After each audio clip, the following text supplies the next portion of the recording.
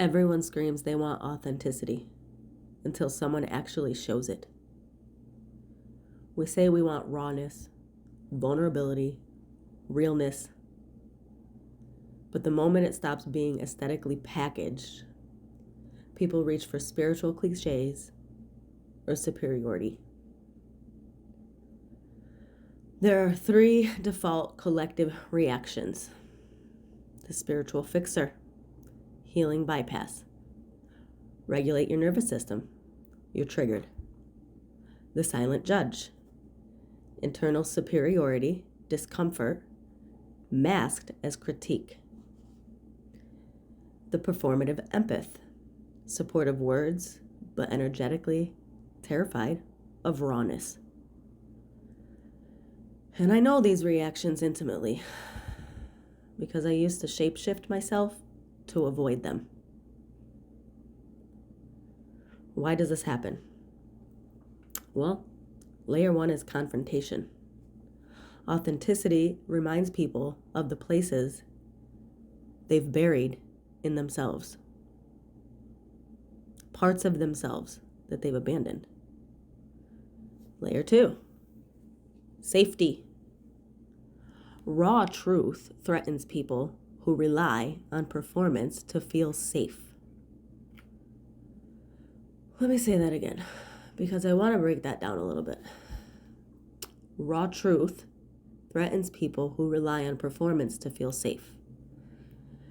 Does that mean that that person is doing that intentionally? They're performing intentionally? No. It means simply that they probably haven't met themselves at the level that your raw truth is threatening. Layer 3, illusion. Most people don't want authenticity. They want curated vulnerability that doesn't actually confront them. For years, I made my own truth digestible just so people wouldn't choke on it. The social and somatic root of these things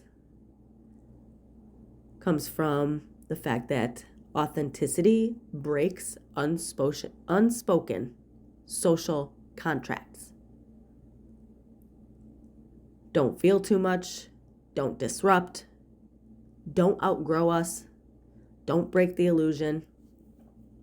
The crime isn't chaos, it's truth.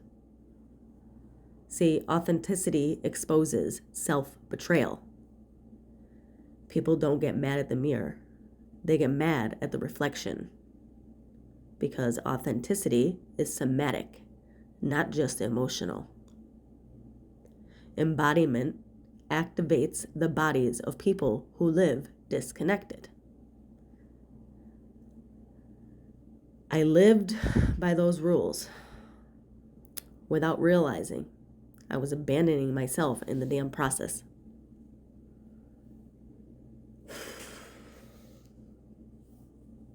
Society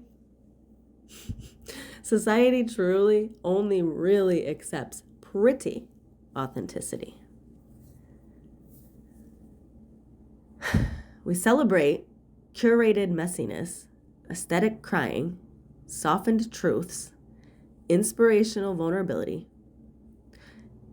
But real, raw, and true authenticity, like sacred rage, shaking voice, boundary heat, truth without sugar, storms, intensity, raw honesty, well, that makes people uncomfortable. Authenticity, what we get wrong about it, in my opinion, is that we tend to think it's like this aesthetically, beautifully packaged gift with a nice, pretty bow. But the thing about authenticity is that it was never meant to be pretty. It was meant to be real. Every time I stopped performing, someone would project the part of themselves they were avoiding onto me. Now I'm going to shift it to specifically women and authenticity. Authentic women terrify systems built on compliance. Because for generations, women, we've been conditioned to be soft, to be likable, be quiet, be obedient, be servient, be emotional but not angry, be authentic, only if it comforts others. Your truth threatens the entire structure. This is the deepest, oldest layer. And listeners, feel into that. It's the deepest, oldest layer at a collective level. Feel that, please. Because it is in our cells and our DNA that speaking our truth authentically has always kind of felt like a threat.